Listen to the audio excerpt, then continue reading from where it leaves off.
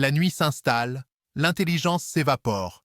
8 jeunes dans un chalet isolé, un traumatisme passé, une boucle temporelle infernale, Until Dawn. La mort sans fin promettait une relecture moderne du slasher. Il livre surtout une redite alambiquée où chaque plan semble récité depuis un générateur de clichés. Adaptation du jeu vidéo culte, le film essaie de faire peur. Il réussit surtout à désorienter. David F. Sandberg, qu'on a connu plus inspiré dans Shazam, ou Lights Out, semble ici avoir laissé sa mise en scène en pilote automatique. Pire, on dirait qu'il a voulu faire intelligent, oubliant qu'il devait d'abord faire efficace.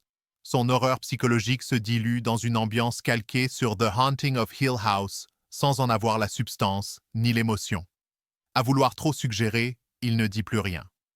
Côté casting, Ella Rubin en Clover Paul s'en sort à peu près, incarnant une survivante en déni dans un monde qui refuse de mourir. Michael Cimino, Max, cabotine plus qu'il ne joue. Les dialogues? On oscille entre pseudo-profondeur, et si la peur était notre vrai reflet, et niaiserie adolescente. Je crois qu'on est dans une boucle, genre cosmique. Les critiques spectateurs n'y vont pas de main morte. Entre ennui profond, expérience frustrante et mise en scène prétentieuse, les mots sont durs.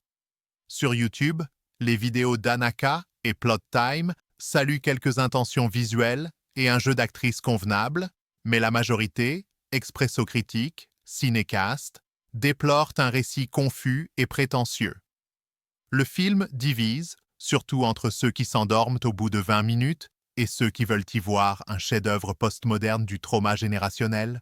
Spoiler, ce n'en est pas un. Pour moi, en résumé, une horreur aseptisée, une tension absente et un concept bouclé jusqu'à l'épuisement. On sort du film comme les personnages, las, perdus et vaguement en colère d'avoir cru que ce cauchemar finirait bien.